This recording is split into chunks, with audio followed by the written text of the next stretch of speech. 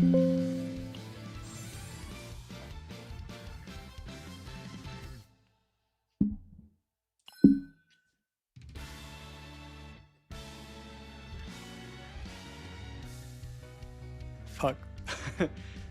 Fuck. Holy rare evening stream. Indeed.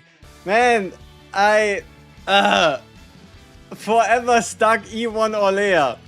Forever stuck E1 Orlea, man. Forever stuck E1 Orlea. And there's exactly nothing I can do about it. Yo, Rinnen, Amy, Ares, Cloud, Sans is alive, Fudge, Stampy. You know the deal, man. Welcome back.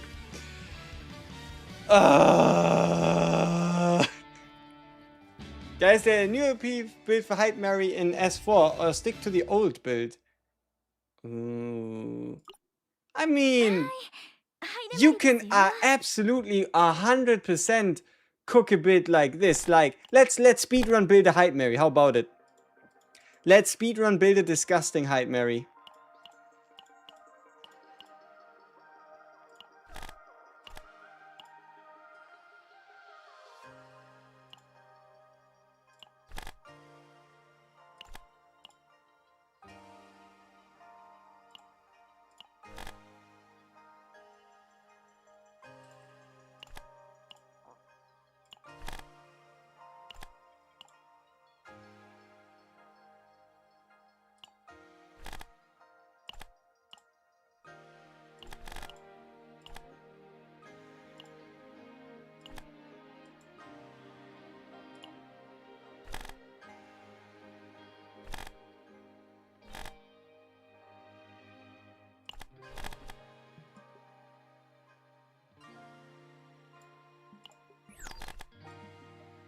Yeah, I don't know. This shit's scary.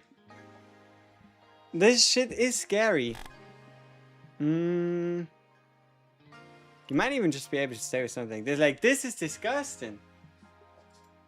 I mean, we even like you could obviously also just do something like cost reduction, but yeah, I don't know. This is spooky.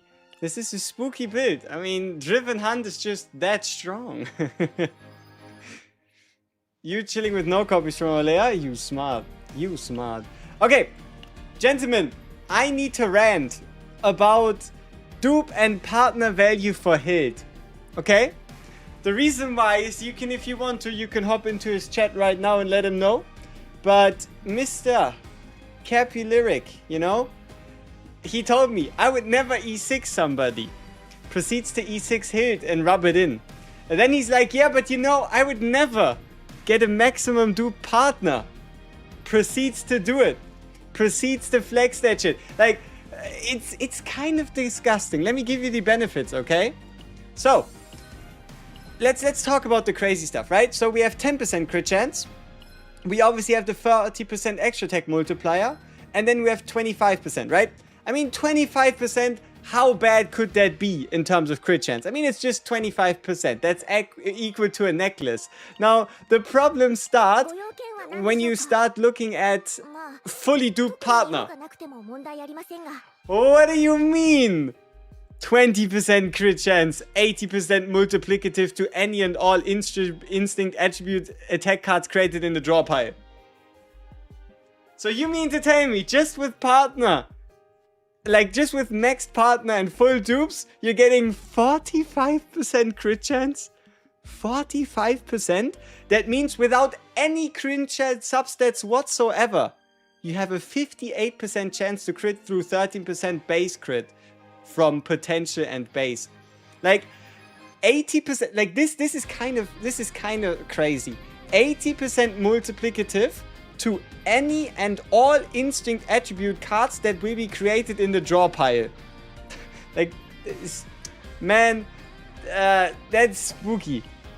45% crit, that's a lot of fucking crit. If we had this, our hit would be at 95.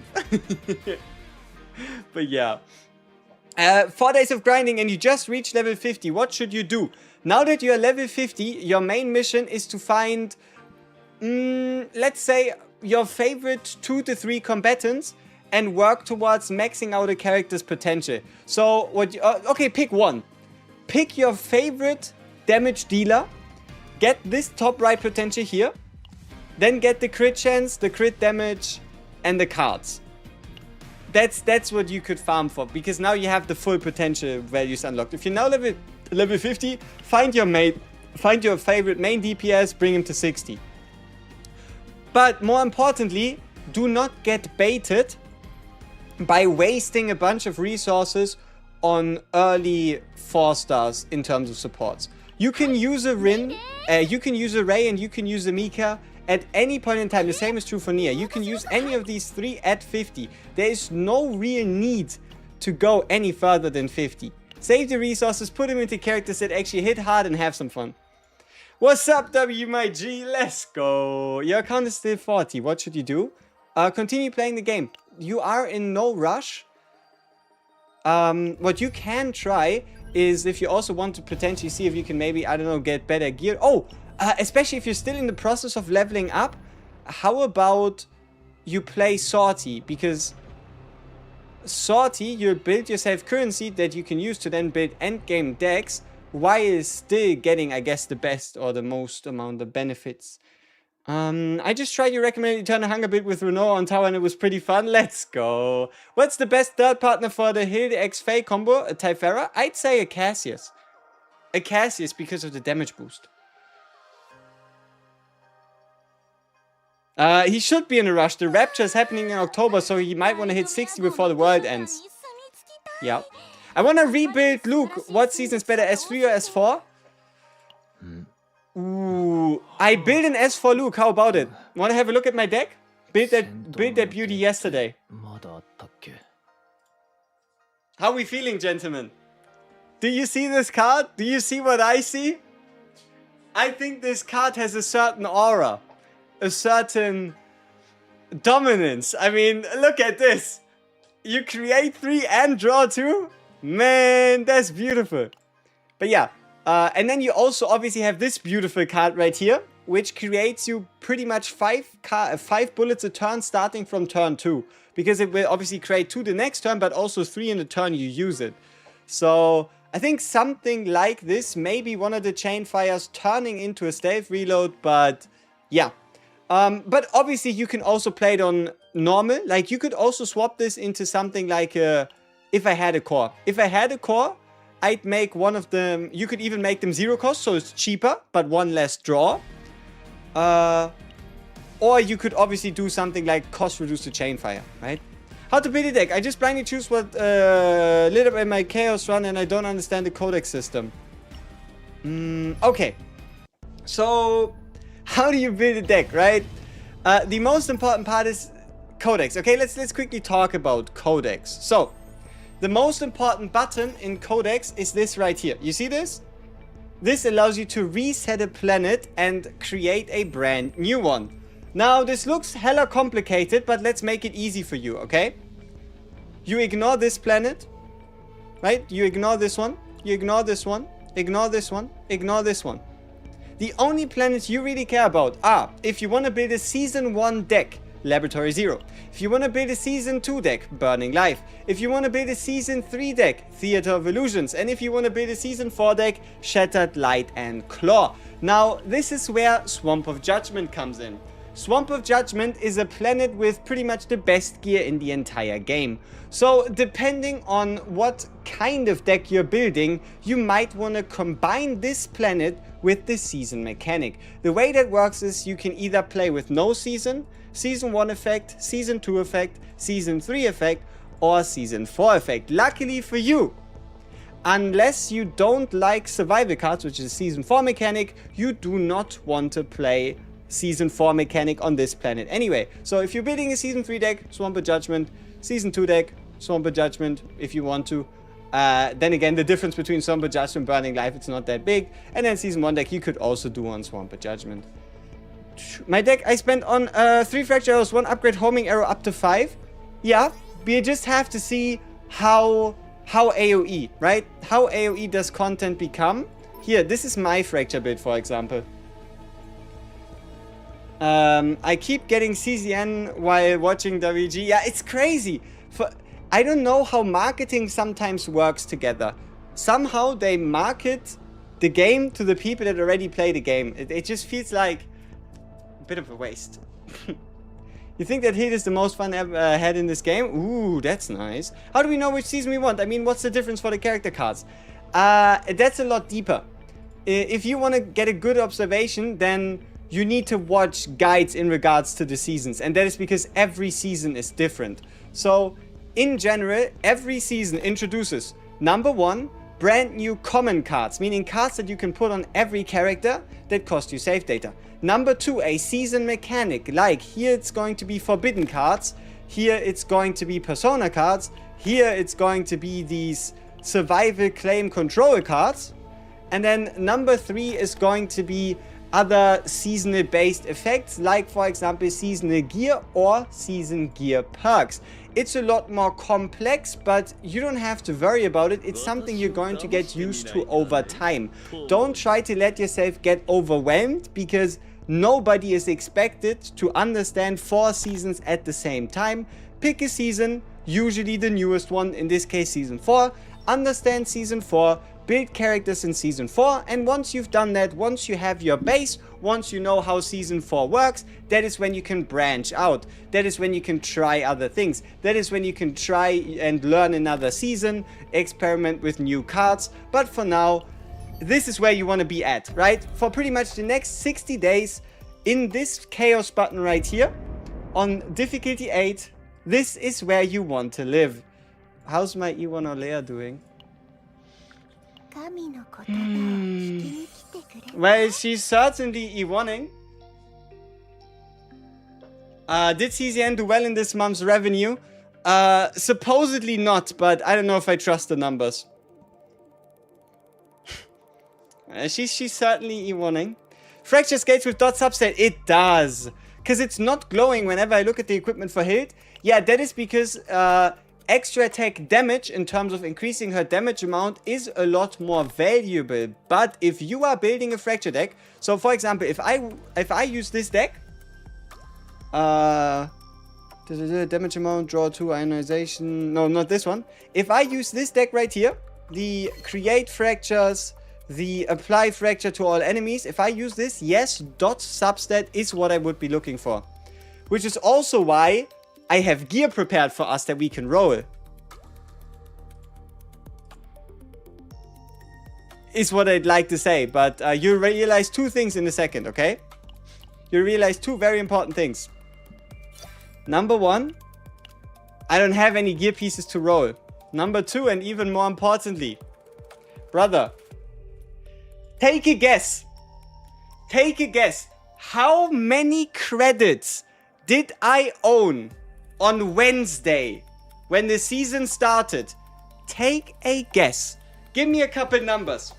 How many credits did I blow through for gear and character building in just 5 days? 20 million, 8 million, 10 million, 4 million, 2 million, 10 million, 5 million. Dots and extra damage or crit damage? Preferably dot and extra, because crit is easier to get from set effects. Man, rerolling Ole would have gotten you a nice chunk of credits. Shut up, bro. 7. I started this patch on 7 million. Well, where did the money go? Where did the money go? Who ate all my money? Right? Who ate all my monies? How? Okay, so we spent around 2.2 million on just maxing out Hilde. That is leveling up the stats, leveling up the partner, leveling up and maxing out the potential. This was around 2 million. All the other money went straight into 2 very specific sets. And that is Battlefield Evolution and Fracture sets. I mean, you see these +5s? Yeah, this shit ain't cheap. You see this? This is not cheap. And that is why we are currently at the very precipice of bankruptcy. Luckily for me, I can always just do the story and get some more credits back, right? So we are not giga broke, just we've hit hard times, okay? We've hit hard times, but we aren't completely donezo. Oh yeah, let's do a tenner. Let's do a tenner because it's a monthly reset. Boom, bang, bam. Oh, also let's buy some credits. I don't know what else to do with the points, so... Hey, we are hella less broke. Let's go. Woo! Cash. Let's get it. So we're obviously gonna do some gear craft, so we're broke again. Don't you worry. I got you covered. we're just gonna see. Okay, is there any other shop? Yes, there's this shop. Awesome. And then there's this. Whoa, let's go. Choo! Look, we got a milli. We are back to a milli. Let's go. All right, time to get rid of all of these right here. So, especially the instant crystals. We're going to need those fuckers. Because holy shit, triple instant character in a row. Well. But alright. Yeah, damn, we unbroked ourselves. Let's go. That's awesome. So now that we've unfunded ourselves, we have a singular tenner. Any believers? Any standard 10-pull believers? Or you think it's smarter? Should we rather actually use our brain and wait until the end of season 4 to get an Olga on the standard? No, wait. If Hilde gets added in here, I'm gonna pull her and then I get another E7. No. Let's do it. Right? Oh, Leia, please. Oh, man, that'd be something. Should we wait for the wish list?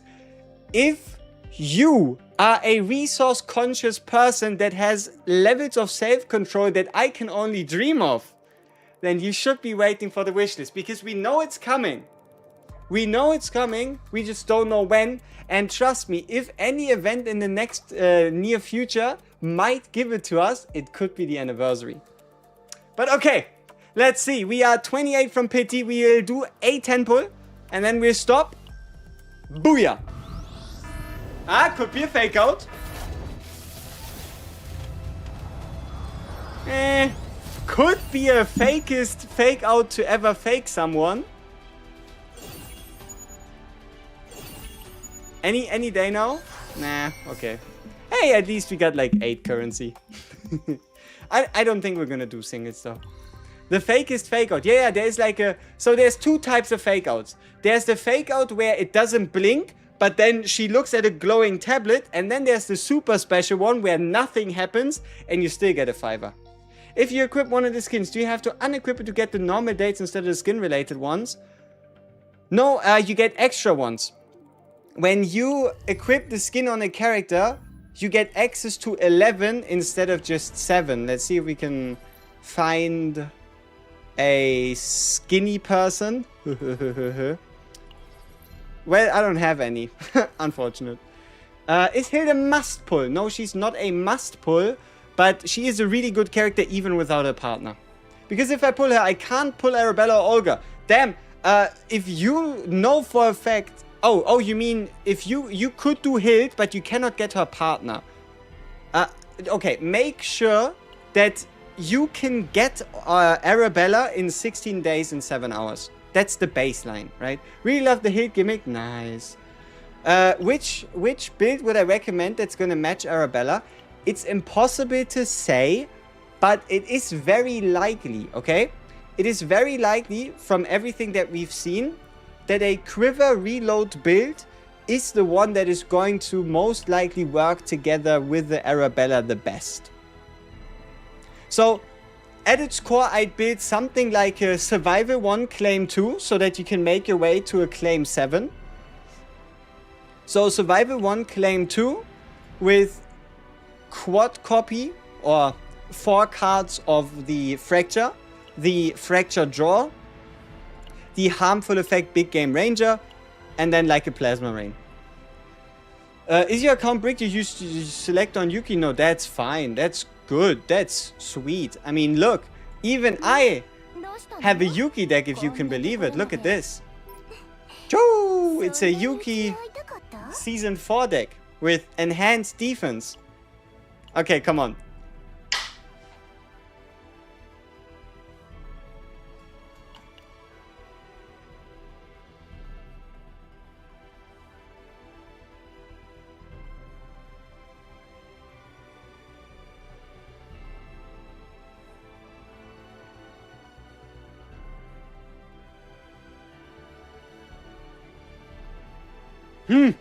I think my game must be broken.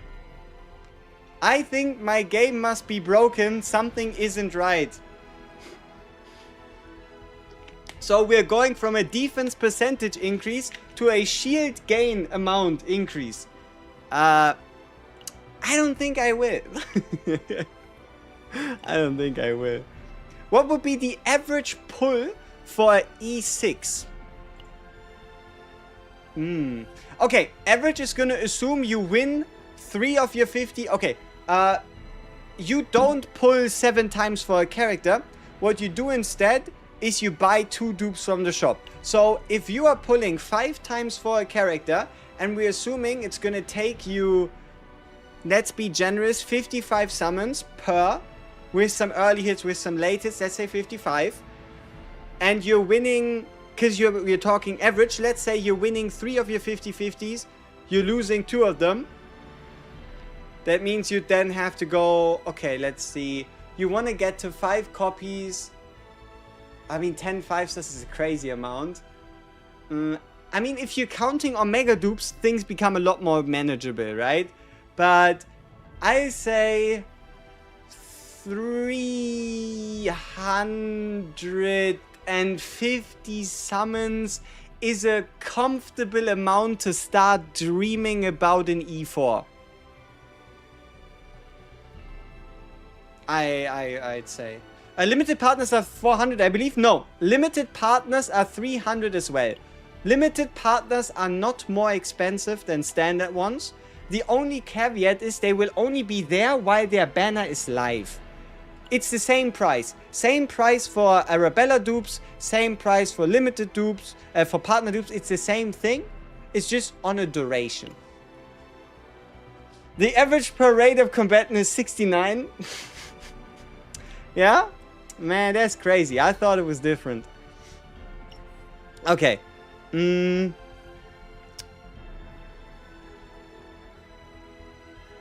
When's daily reset? Okay, we do the 2x farming when daily reset hits. I'm now currently debating what to do. So let's build our potential fracture set. So the fracture set should be the best in slot for Arabella, right? Fracture set should be best in slot for Arabella, and there's a chance you also want to use it for somebody like Hilde as well in an Arabella team. Now, what do my stats even look like, right? What does my fracture set look like at the moment, so I know what pieces I need to craft, right? We have a couple craft pieces, so let's check it out. Let's see, we have 5.5 extra damage, 6.2 crit damage, and 1 attack. I think we stay with the one that is Ego Recovery 2, as much as it pains me. These ones are defense, which is Mega Bait. This is Void, this is Instinct, but it rolled like a... Oh yeah! I rolled some gear pieces yesterday. You wanna see them? You wanna see the gear pieces I rolled yesterday? I got this beauty. Instinct, attack, crit chance, extra damage. Rolled double health. That was one of the beautiful pieces I was able to get myself yesterday. That was a really, really feel-good moment, honestly. This one as well. A true feel-good story. Crit chance, damage over time, crit damage, extra damage. Double defense. That also was like, wow. Oh, this is giving me such a warm feeling. And that is rage. Because, yeah, that same day, this happened as well. Attack, crit chance, crit damage, double health. Like, it wasn't a very fun few hours. And if you think that's already it, I got this fucker as well. Extra damage, crit chance, crit damage, double defense.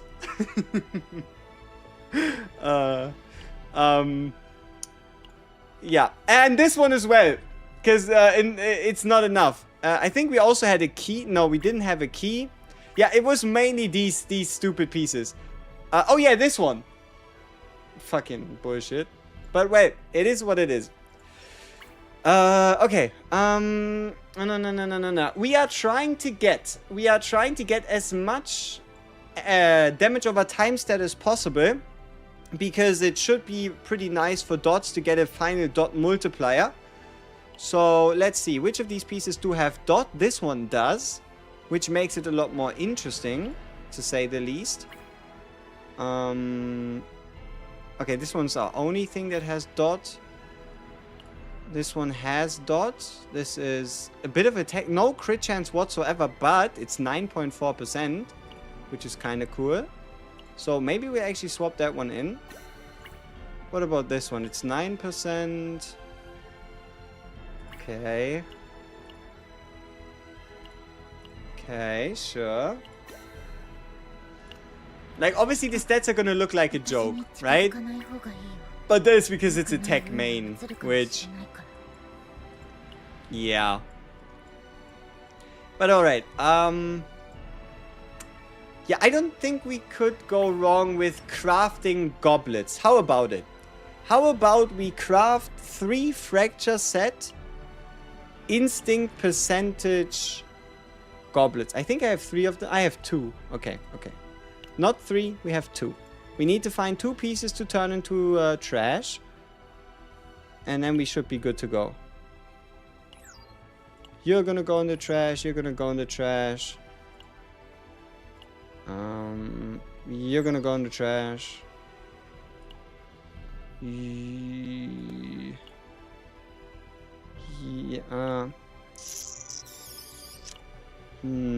You're gonna go in the trash. What even is this piece anyway? And you're gonna go in the trash. Okay, let's craft 2 instinct percentage goblets for the fracture set, and let's see what we can get.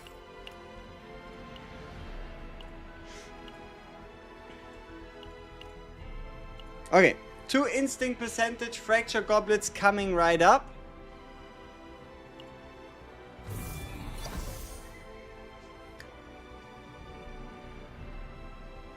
Arabella does do detonating dots before turn end and then reapply them. We just don't know to exactly how much of a value. Number 1. Hey, depending on how this goes, right? Are paid crystals identical to normal crystals in CCN? As of this moment, yes, there is no benefit to paid crystals versus standard crystals. What about the second one? Yeah, okay. Fuck that one. Attack, health, defense. We're collecting all the elements, you know? Okay. I wish for damage over time. I wish for damage over time. If not, you can also give me crit chance and we'll be okay.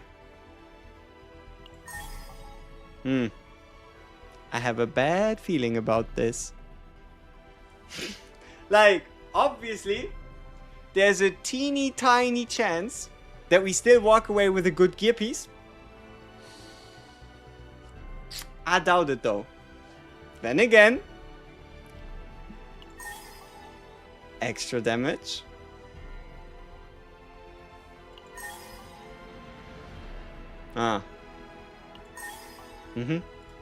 Yeah. Okay. Welcome to the stream. I know we started 30 minutes late, but yeah, I don't know. Some things just came up. So let's start from the very beginning, right? What's the goal today? See, I don't want to build any gear pieces today. I just have a feeling that there's like some bad karma surrounding building gear pieces today, which is why we'll wait until daily reset to do so. And for now, we should spend our time building, right? We should spend our time building decks. Yeah. That is what I think we should be doing. So on the note of building decks, let me show you most of my Season 4 decks that I have for now. And the reason why it's going to make sense is because you'll understand what I have and what we're looking for, right? And you might even get some inspiration, okay? You might even get some inspiration in regards to builds you want to build as well. So what do I have finished for now? I have prepared my predicted Arabella deck. Keep in mind there's a chance this is completely wrong, completely ass and unusable. But we have our Driven Hunt with Claim 2 for the option to go for the Claim 7 bonus. Because you need to do Survival 1, Claim 2, Survival 1, Claim 2, and then a Claim 3 to get Claim 7. Right, we'll have to see how important this dot damage amount increase here is, but just in case we have it prepared. And then we have a combo draw and release, which means this is effectively 0 cost. And then we have a couple... See, this is pure luck, and it's actually kind of stupid, but it's a draw 1 card of this unit quiver reload. You could also just have a normal draw 1, right? But Vitor decided to give us draw 1 card of this unit, and I'm the last one to say no, right? So we have draw 1 card of this unit, we have combo, we have Driven Hunt, we have the harmful effects, and then we get a Cthulhu gun, and we got a Amorphous Cube, and we somehow found a attack increased deck engraving, right? So this is the Arabella supposed deck. This one here is, you might have seen it earlier today on the channel. This is the Big Bonk Mega Arrow. This is the Big Bonk Mega Arrow Season 3 deck, so it doesn't count because it's not Season 4. This is our main DPS Hilde deck. So we have a Survival 2 Claim 1 so that we can work towards Survival 5 Claim 3. We have cost reduction quiver reloads 3 times. And a draw 2 lead cards, decrease cost, reduce cost, which has a chance of drawing us a Plasma Rain or a quiver reload and further reducing their cost respectively. It's a bit of a gamble, but it's okay. We can also change this into any of the other epiphanies at any time we want. It's not that deep. Also, it has the draw 2 start, so we need a couple more hits than usual, but it doesn't really bother us much. Also, we got Egg. Egg is cool. 100k sad, yeah. What else? We have this Fracture deck. Now, you might be wondering, brother, isn't this identical to the Fracture deck you showed us before? What the fuck are you doing? Yeah, remember day 1 and how there were some bugged builds?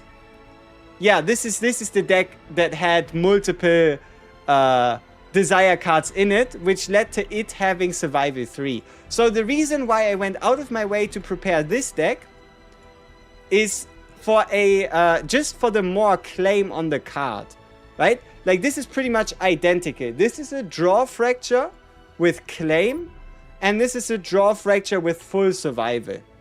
The reason why I refarmed it is because this deck will never be able to get a claim 5. I mean, okay, it could get a claim 5, but it would be claim 5 survival 3, which is kind of ew. So I'm kind of ready for both. I could do a survival 5 claim 3, and I can do a claim 7. So I'm kind of ready for whatever. What was the problem with this deck? Oh yeah, it doesn't have divines. Well, that's about it. That's the only issue with that deck. But that's everything I've done for Hilde this season. Now the real question is, what other builds have I cooked up?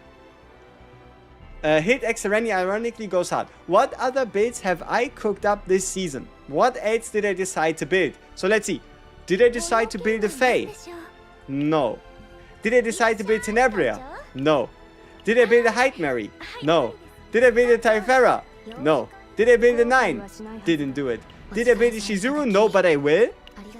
Did I build a Rin? No, but I will. Did I build an Olea? No, but I will.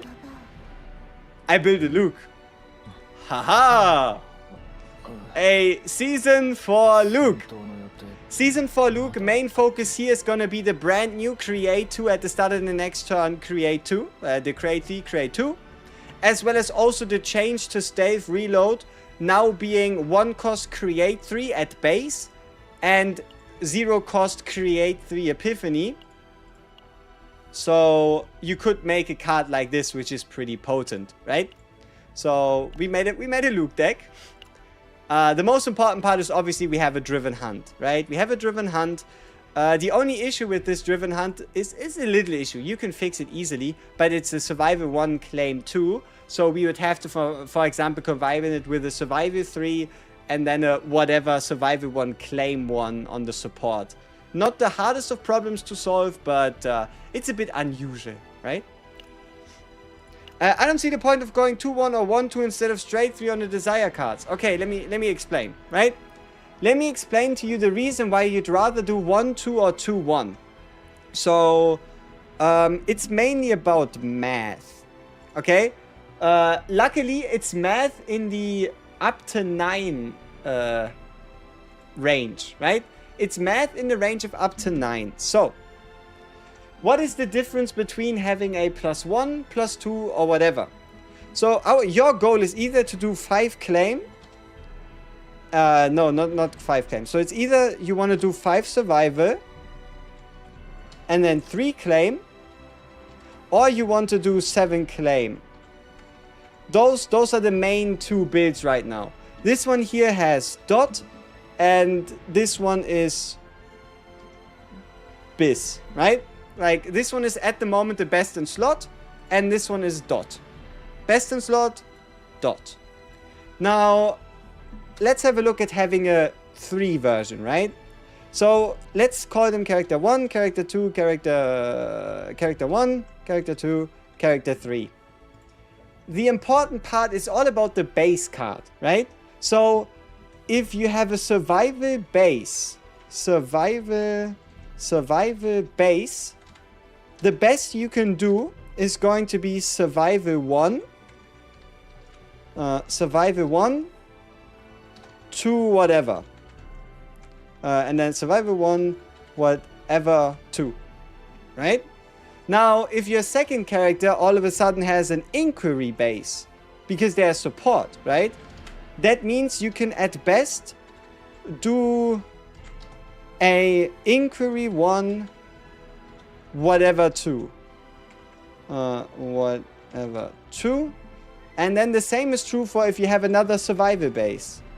So survival base card is again going to give you it's going to give you survival 1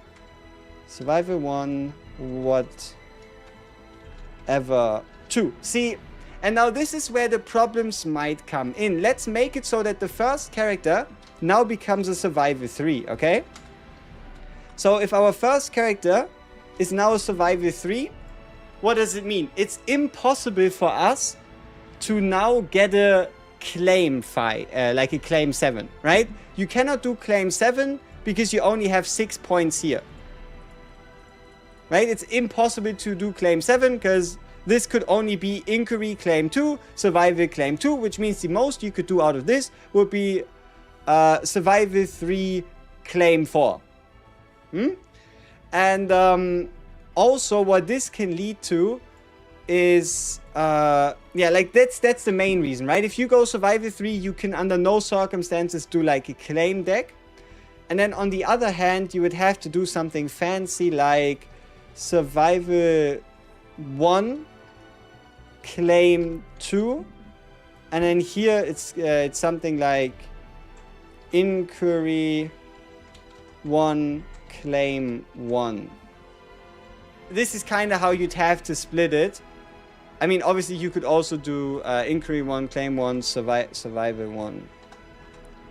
But like it all just comes down to the base of the card, and things become a lot more tricky if your character is not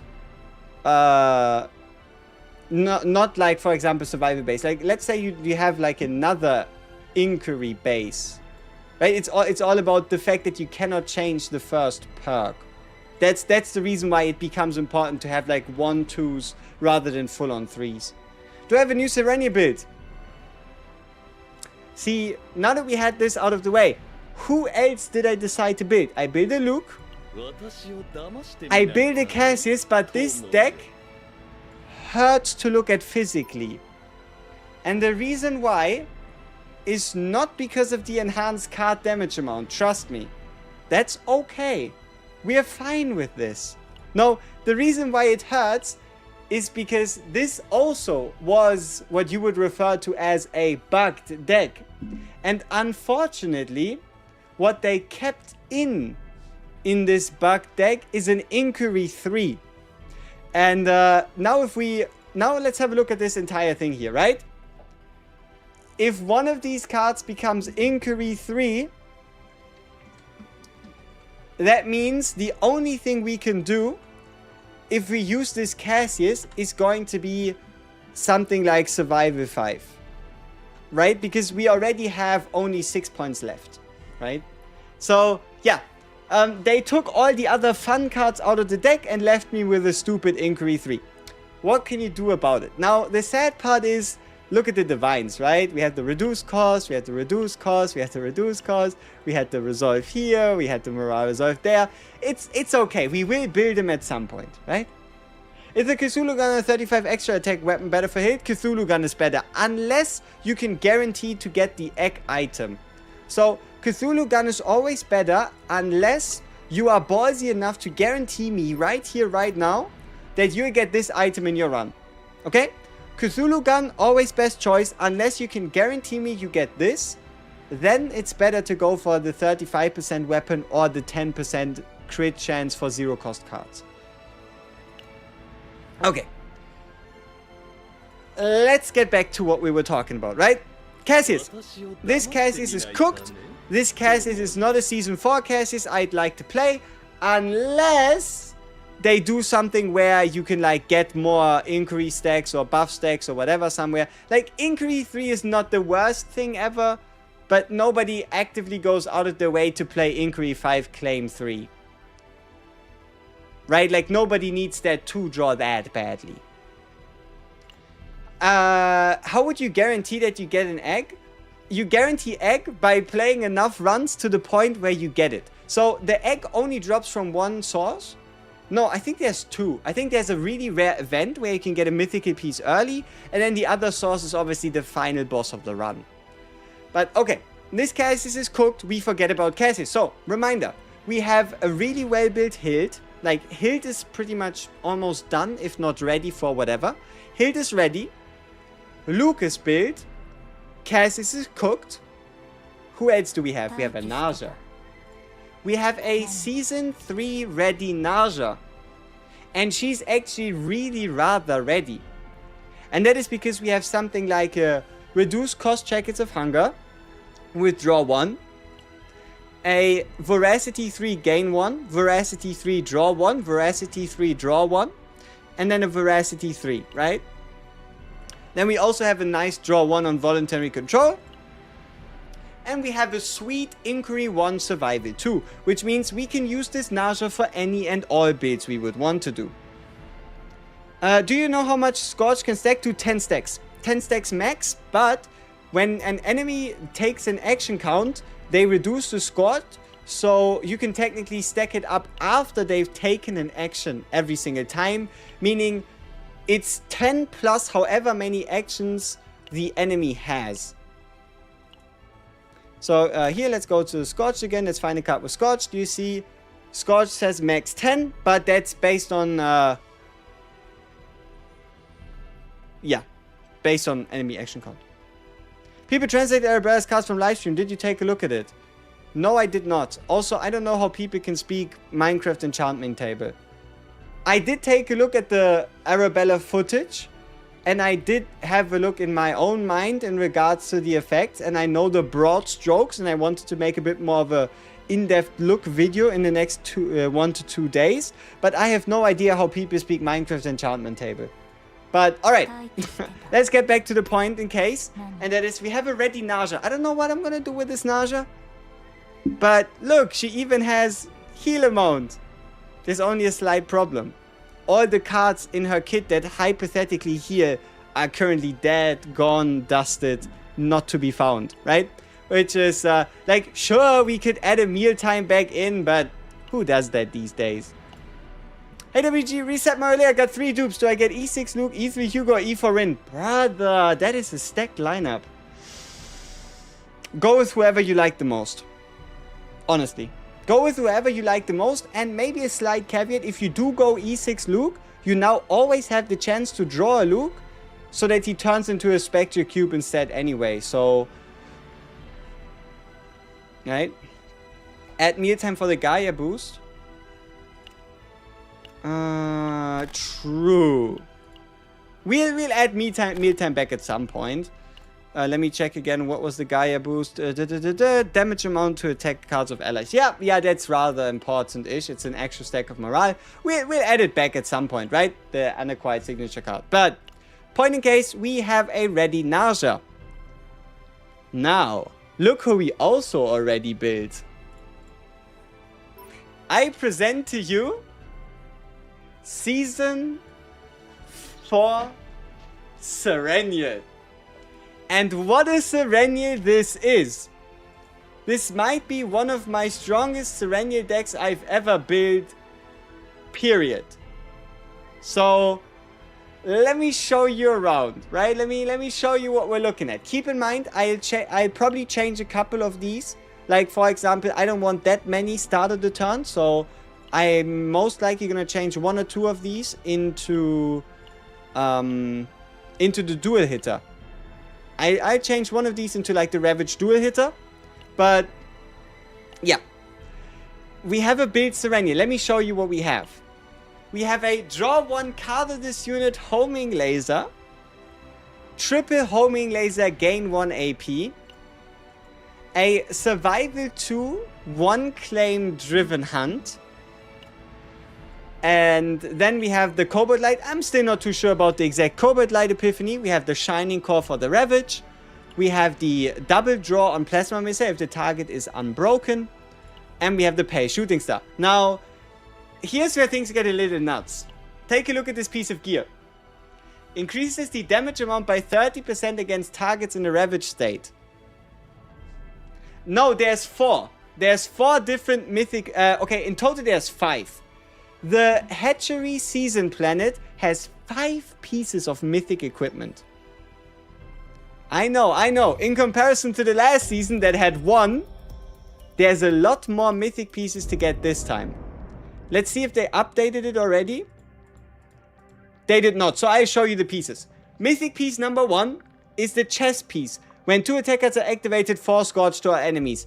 At the moment, it's kinda whack. It might become interesting with Arabella, but at the moment, you can ignore the Remnants of Succession. Now, what are the other mythics, right? What are the other mythic pieces available on the planet? So, the other mythics available on the planet are, number 1 and the most despairing, this bullshit. At the start of the battle, 2 immunity. Immunity means that the next 2 debuffs you take are going to be negated. Fuck that. Nobody wants to get it, but you can't stop it. That is the lamest. But there's 3 really sweet ones. Number 1 is the one you just saw. Increases damage amount by 30 against targets in a Ravage state. So that is good for Serenial. Good for people that work together in a Serenial team. But now the 2 highlights. The weapon that gives you 20% crit damage.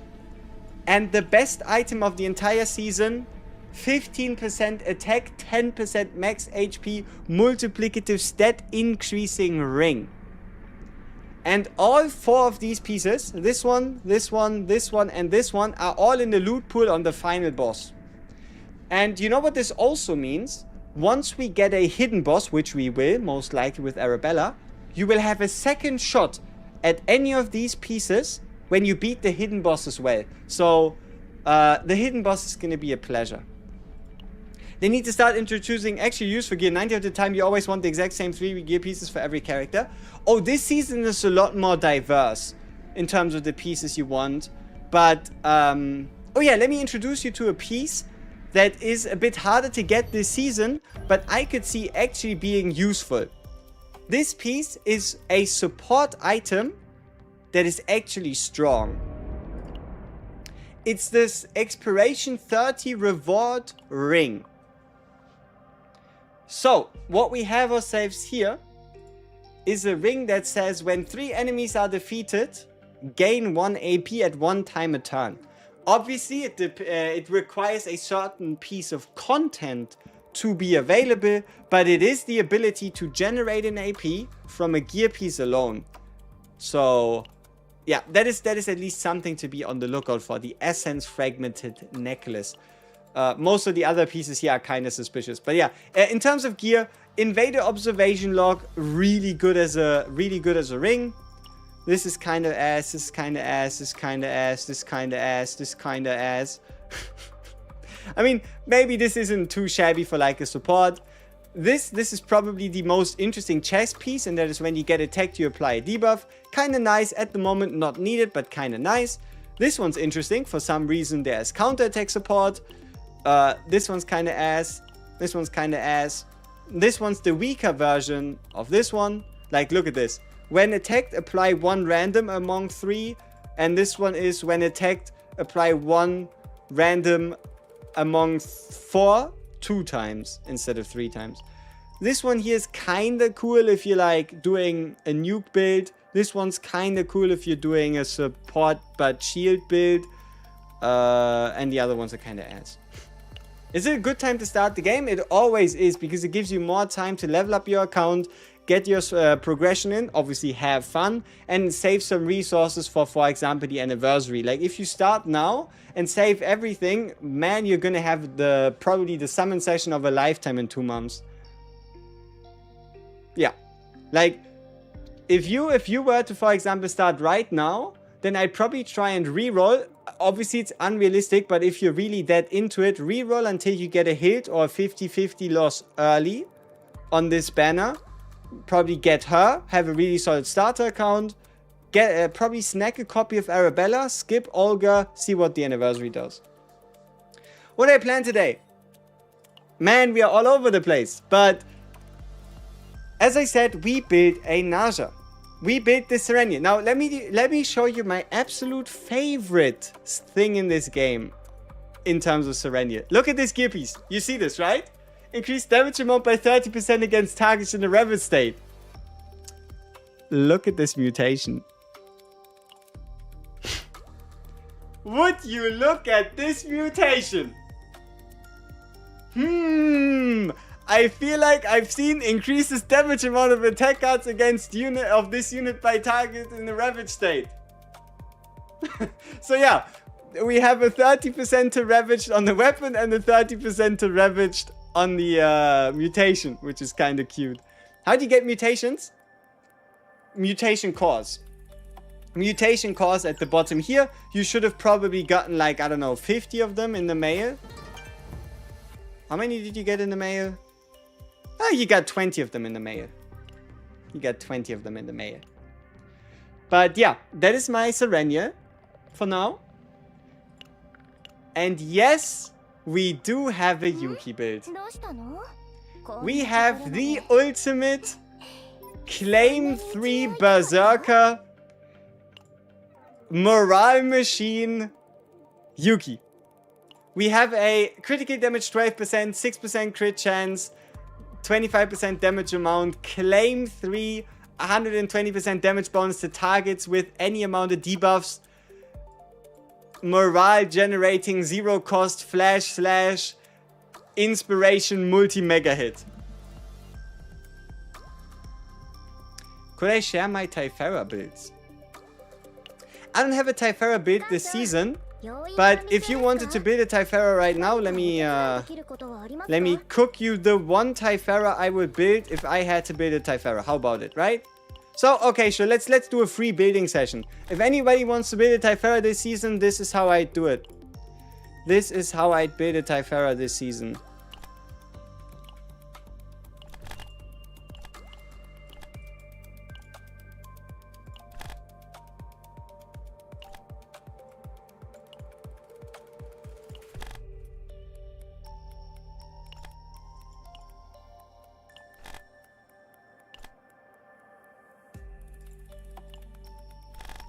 Now, this is where things get interesting. I probably pick a sample collection. I'd probably pick a sample collection, not level 2. A sample collection, but with claim 2 or at least claim 1, survival 1 on it. Obviously not Inquiry 3, but something like that. Let's just call it S for TIFF. So if any of you want to like take the work right here and just get it copied real quick, I should be able to at least post the code TIFF build, and you can just put it in game if you feel like it. There you go. Should be both Twitch and YouTube. And yeah, you can just copy the code, put it in, or you can just copy what you see on screen. So this is how I do a Typhara if I had to. You can only be so moral, it's just a moral. Yep, indeed. Did I build anybody else this season? Not yet, but do you know who I intend to build as well? Selena. Selena. If I were to build a Selena right now, because we might actually build one today, how would I build a Selena? Especially together with the Hyde Mary. With the Hilde. Well, what would I do, right? What would I do if I was a Selena builder?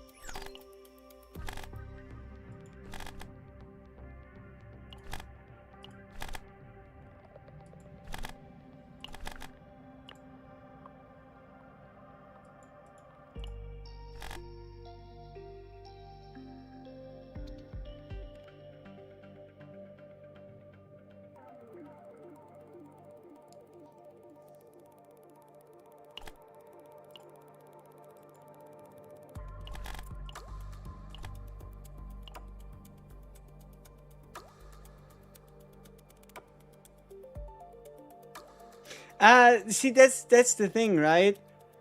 It's a difference if you copy it or if you get them. But I don't know. I think I'd probably end up with a deck like this. Let me see. Yeah, getting the vine on it be kind of stupid. Yeah, I don't know, something close to this probably. Where, yeah, this is how I do it. Obviously, I wouldn't go for it as a copy, but okay, there we go.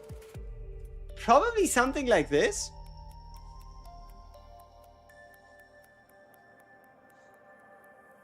I feel like if I wanted to have her work together with the Hilde, I might just do something like this.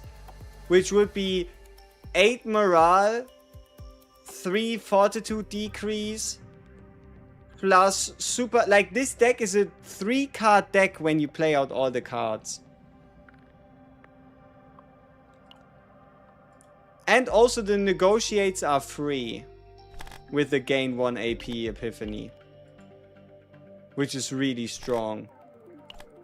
So this would be 4 0-cost negotiates.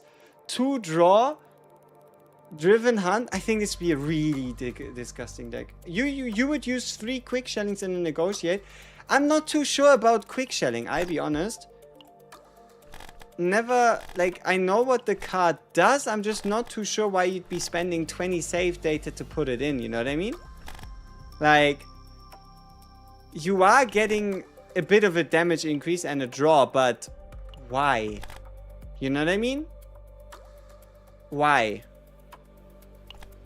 Rather get more morale and make your shots more powerful. Though, keep in mind, this deck relies on the fact that obviously you aren't running more than 12 morale elsewhere in your team. Right? Does the upgrade card draw on 50% extra tax deck? It does, but the problem here is this. If you wanted to stack it, this only works together with the Hyde Mary. because obviously it's about using a passion attack card.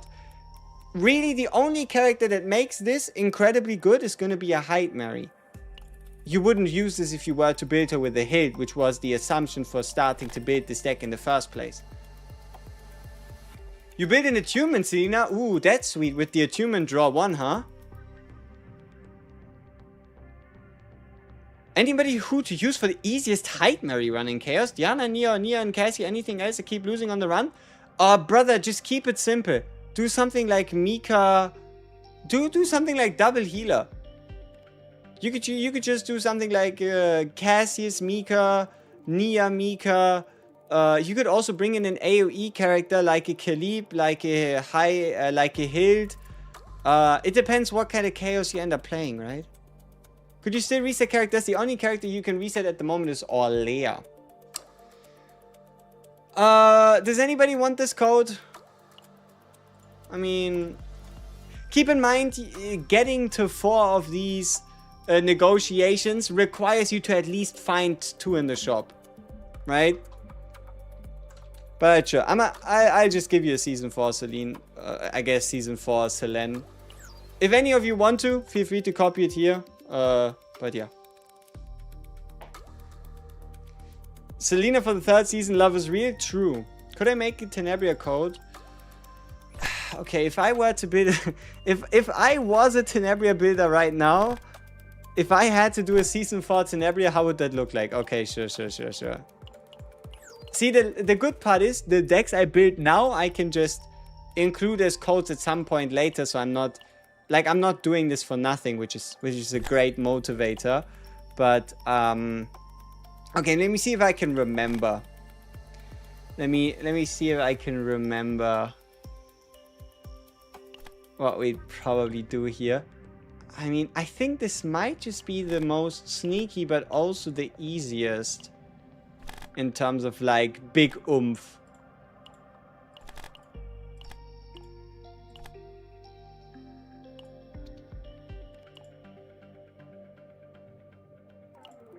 You can cut or keep photo time, but it's at the end of the day 1 less card to draw. And then here it's probably this. And then this one is probably gonna be Arpeggio. Oh yeah, and then obviously, because we're playing season 4, eeny, meeny, miny, mo. Who are we gonna take? Oh, whoa, we're gonna take Feralization. This would be my attempt at building a season 4 Tenebria. Yeah, probably. How about making content about characters that's good in the season 4 and their builds, since people think who to build in season 4? Yes, but remember, it's been 5 days since season launch, a bit less than that actually. It's all just something that comes with time. Oh, I didn't even need to. I'm sorry. It's Tenebria. I'm sorry. Can I get them back easily? No, I can't. I forgot that Tenebria is one of the most broken units in the entire game. I'm sorry. She's just a little bit built different, all right. So yeah. I was wondering, this didn't look divine enough. What exactly is going on here? Am I doing something wrong? Man, Tenebria sure as hell is little. She's just something different, man. She is just something fucking different. I mean, have you seen a character where you can pretty much just divine the entire fucking deck and nothing changes? Like, holy shit, look at this. Like, what even is this in all the shiny hells? You know what I mean? What even is this? Like the fact that the season mechanic doesn't cost points allows you to do a 6 divine deck. Yes, you heard that correctly. A 6 divine deck.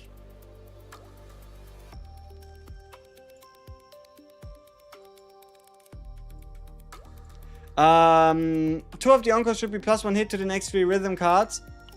Ooh, I don't know. Maybe. Sure.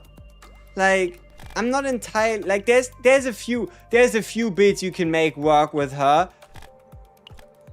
Like, it also depends on the rest of the team. Like, how much cost do you have spared? Like, there's definitely a way you can variant this around, right? Time to shine. But yeah, 6 Divine deck is disgusting. The vulnerable wouldn't be enough. That's also true, right? Like, one of the reasons why we have the 2 vulnerable on the Encore, so that the Encore smacks like a bitch. But then again, 2 hits getting vulnerable and 1 not is still better than none of the hits getting vulnerable. It's the most used in Great Rift. See, that's the thing. Every Great Rift is different. And just because this was the most used in the last Great Rift does not mean it's the best deck outside of Great Rift. Because it's just the one that works the best in the conditions under the Great Rift. Right? Then again, let's not forget. This is a very expensive team. A very expensive Tenebria. Right? Like, if you don't want to, like, mega sweat that shit to hell and back, you can also just make it cheap.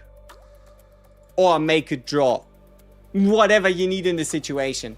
Like, 6 Divines are 6 Divines at the end of the day.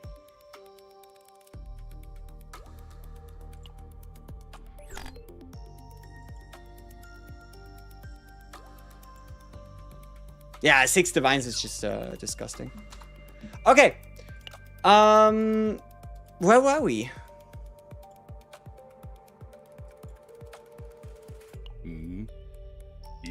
I know. We will be playing Hugo this season. Probably. Maybe. You know, I would have been a lot more motivated if I had Spectre Cubes to put into him for like E2 and E1 and E3. Like, maybe we're gonna put him into the proto synchronization in 2 days and 9 hours. But also, you know, okay, let's do him a little favor. Ha, there we go. Hugo is now a level 3 character, which is a lot more prestigious, a lot more desirable than being a level 2 character. So, he's now level 3. Okay, shout out Hugo. What else? We could build a Renoa. We could build a Renoa this season, but I think the big problem here is Renoa really likes the plus 30 extra attack damage amount engraving. Right? Like, S3 Renoa is just... Who of you here has seen a full power Renoa? Who here has seen full power Renoa?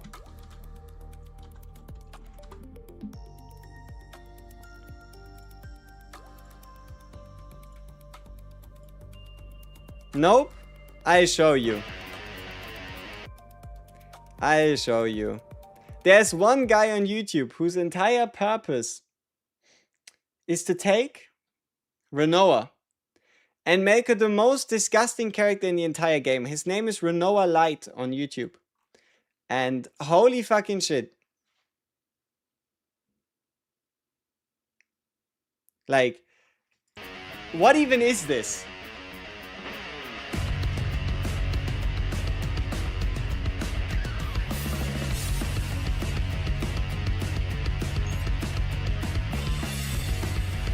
Turn 6, by the way.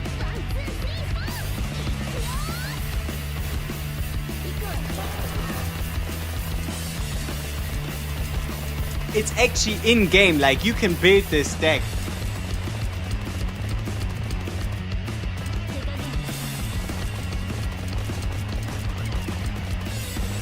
Yeah, you can build this deck.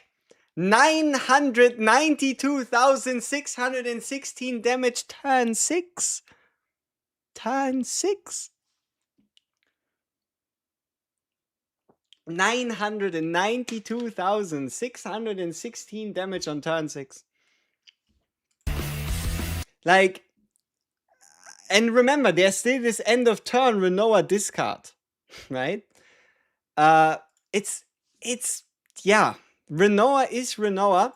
And see, the thing is, there even is the Renoa Fae combo that is disgusting as fuck, right? Like, the Renoa Fae team is also obscene. Basically, what my guy has done, I'll explain the decks to you, because otherwise you might be wondering, is this fucking witchcraft, right? We analyzed my guy quite a while ago. I think it was here. Yeah, so here's a bit of an idea, right? Right? So that is obviously him just again on turn 6. Obviously enemy is dead, right? He's not gonna get much deader than this. But let's have a look at the decks, right? What is my guy cooking with? What is he doing? Why is she doing so much damage, right? Why is Renoa doing so much damage? What do you need to do to get the same thing? So here we have ourselves a Fae. This Fae, as you notice, has actually all her basics in. Now, before you wonder, brother, what the fuck is this? Is this a beginner?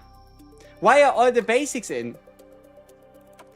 See, this is where a very specific divine comes in. Treat it as a okay, let's actually enlarge, right? Let's enhance.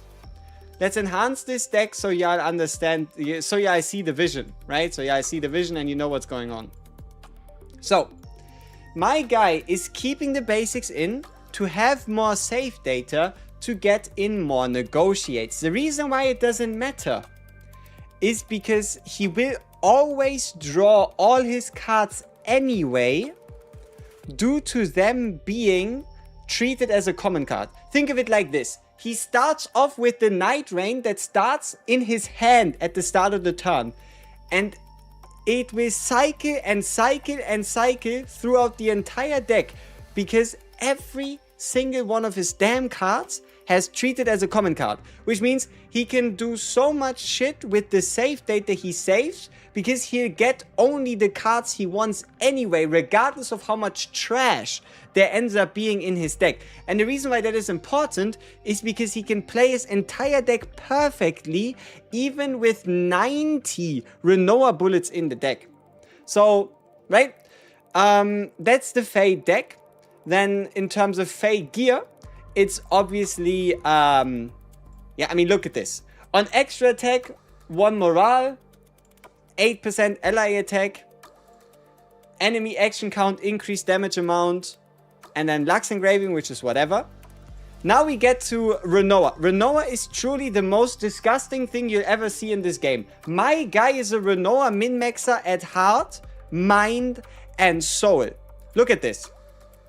When 5 or more cards have been created through abilities by allies, plus 30% extra attack damage amount. When 5 or more cards have been created through abilities by allies, 30% extra attack damage amount. When 5 or more cards have been created through allies, 30% extra amount. My guy is getting plus 90% damage to all of his bullets. Double so for the finale every single damn turn. And yeah, what about the rest of his build? I told you. Look at this. Treat it as a common card, draw 1 common card. Treat it as a common card, draw 1 common card. Treat it as a common card, draw 1 common card. It is the same thing. He will cycle through every single one of his cards, every single damn turn, because everything is in this entire common card cycle. And the reason why Fae is so important to this is because he will always start with this Night Rain at the start of the turn, move to hand. My guy will always start his common card chain, and he will always draw everything, regardless of how much bullshit there is in his deck.